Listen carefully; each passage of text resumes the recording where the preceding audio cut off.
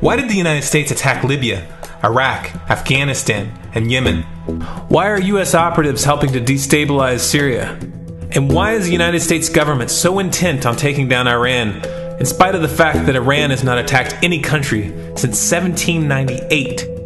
And what's next? What are we headed for? When you look at the current trajectory that we're on, it doesn't make any sense at all if you evaluate it based on what we're taught in school. And it doesn't make any sense if you base your worldview on the propaganda that the mainstream media tries to pass off as news. But it makes perfect sense once you know the real motives of the powers that be. In order to understand those motives, we first have to take a look at history.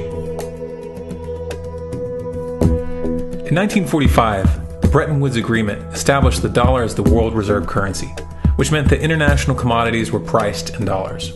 The agreement, which gave the United States a distinct financial advantage, was made under the condition that those dollars would remain redeemable for gold at a consistent rate of $35 per ounce. The United States promised not to print very much money, but this was on the honor system, because the Federal Reserve refused to allow any audits or supervision of its printing presses. In the years leading up to 1970, expenditures in the Vietnam War made it clear to many countries that the U.S. was printing far more money than it had in gold. And in response, they began to ask for their gold back. This, of course, set off a rapid decline in the value of the dollar. The situation climaxed in 1971 when France attempted to withdraw its gold and Nixon refused.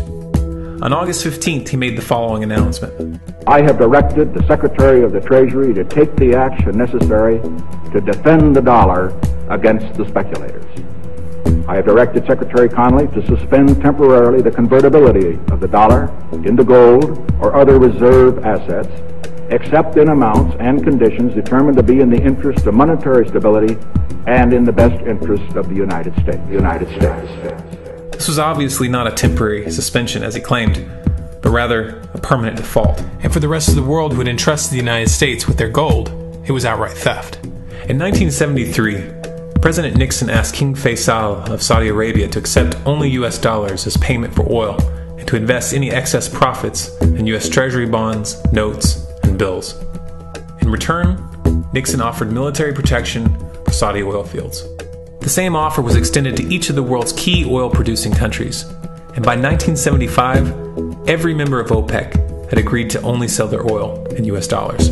The act of moving the dollar off of gold and tying it to foreign oil instantly forced every oil-importing country in the world to start maintaining a constant supply of Federal Reserve paper. And in order to get that paper, they would have to send real physical goods to America. This was the birth of the PatroDollar. Paper went out, everything America needed came in, and the United States got very, very rich as a result. It was the largest financial con in recorded history.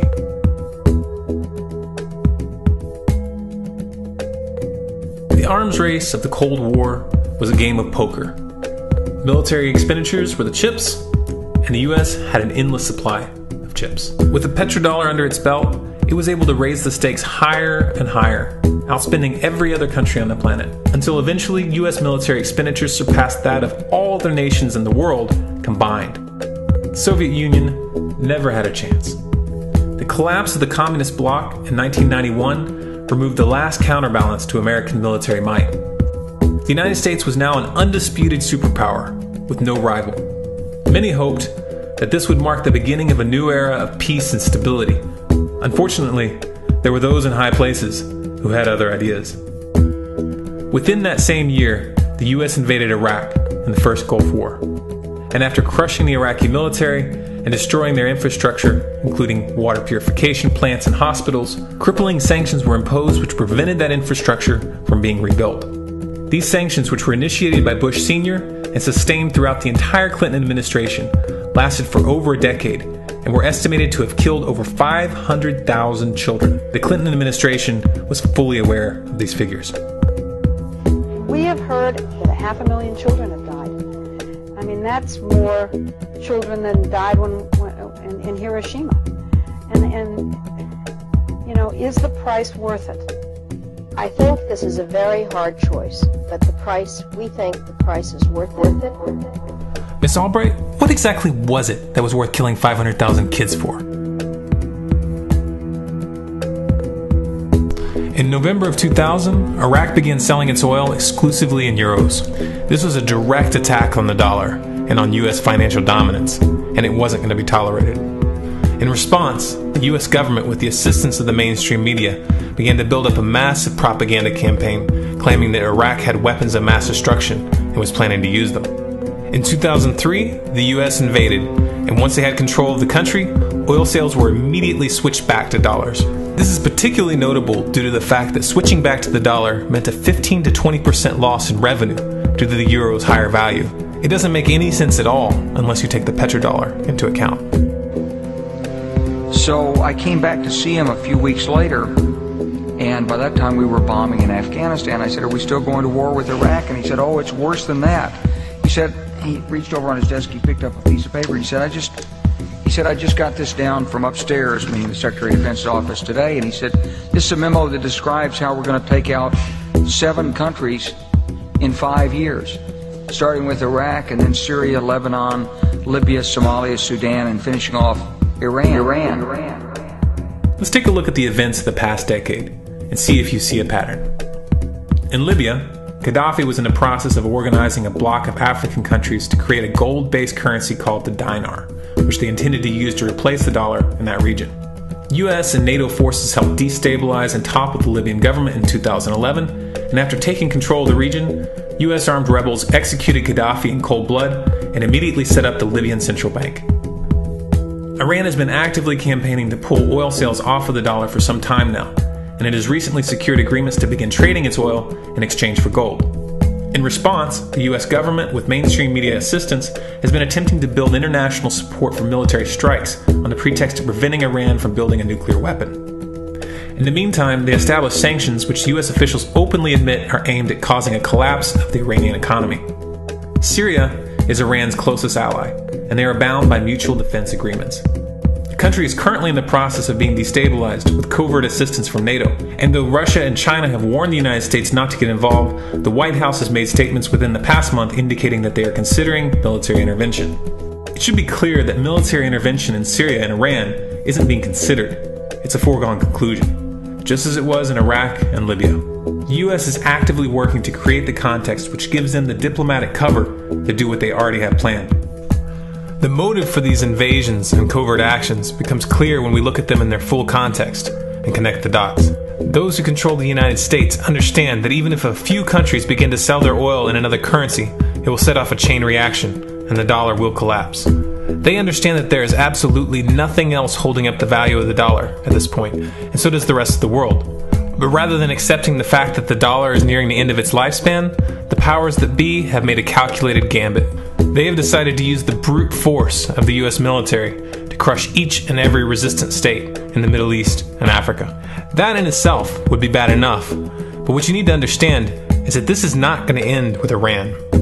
China and Russia have stated publicly and on no uncertain terms that they will not tolerate an attack on Iran or Syria. Iran is one of their key allies, one of the last independent oil producers in the region, and they understand that if Iran falls, then they will have no way to escape the dollar without going to war. And yet the United States is pushing forward in spite of the warnings. What we are witnessing here is a trajectory that leads straight to the unthinkable. It's a trajectory that was mapped out years ago in full awareness of the human consequences. But who was it that put us on this course? What kind of psychopath is willing to intentionally set off a global conflict that will lead to millions of deaths just to protect the value of a paper currency? It obviously isn't the president. The decision to invade Libya, Syria, and Iran was made long before Obama had risen to the national spotlight. And yet, he's carrying out his duty just like the puppets that preceded him. So who is it that pulls the strings? Often the best answer to questions like this are found by asking another question. Qui bono? Who benefits? Obviously, those who have the power to print the dollar out of thin air have the most to lose if the dollar were to fall. And since 1913, that power has been held by the Federal Reserve. The Federal Reserve is a private entity owned by a conglomerate of the most powerful banks in the world. And the men who control those banks are the ones who pull the strings. To them, this is just a game. Your life and the lives of those you love are just pawns on their chessboard. And like a spoiled 4-year-old who tips the board onto the floor when they start to lose, the powers that be are willing to start World War III to keep control of the global financial system. Remember that when these wars extend and accelerate. Remember that when your son or your neighbor's son comes back home in a flag-draped coffin. Remember that when they point the finger at the new boogeyman, because the madmen who are running this show will take this as far as you allow them to. So how much time do we have left? It's a question I hear constantly, but it's the wrong question. Asking how much time we have left is a passive posture. It's the attitude of a prisoner who's waiting to be taken out to a ditch and shot in the back of the head. What are our chances? Can we change course? Also the wrong question. The odds don't matter anymore. If you understand what we're facing, then you have a moral responsibility to do everything in your power to alter the course that we're on, regardless of the odds. It's only when you stop basing your involvement on the chances of success that success actually becomes possible. To strip the ill-begotten power from the financial elites and to bring these criminal cartels to justice will require nothing less than a revolution. The government is not going to save us. The government is completely infiltrated and corrupt to the core. Looking to them for a solution at this point is utterly naive. There are 3 stages of revolution, and they are sequential. Stage 1 is already underway. Stage 1 is the ideological resistance. In this stage, we have to actively work to wake up as many people as possible about what is happening and the direction we're headed. All revolutions originate from a shift in the mindset of the population, and no other meaningful resistance is possible without it. Success in this stage of the game can be measured by the contagion of ideas. When an idea reaches critical mass, it begins to spread on its own and seeps into all levels of society. In order to achieve that contagion, we need more people in this fight. We need more people speaking out, making videos, writing articles, getting this information onto the national and international stage. And we especially need to reach the police and the military. Stage 2 is civil disobedience, also known as nonviolent resistance. In this stage, you put your money where your mouth is, or more accurately, you withhold your money and your obedience from the government, and you do everything in your power to bring the gears of the state to a halt. Practiced in mass, this method alone is often enough to bring a regime to its knees. However, if you fail at this stage, Stage 3 is inevitable. Stage 3 is direct physical resistance. Direct physical resistance is the last resort, and it should be avoided and delayed as long as possible. And it should only be invoked after all other options have been thoroughly exhausted. There are those who talk tough and claim that they will resist when the time comes. But what those people fail to realize is that if you are inactive during the first 2 stages and save your efforts for the last resistance, then you will fail.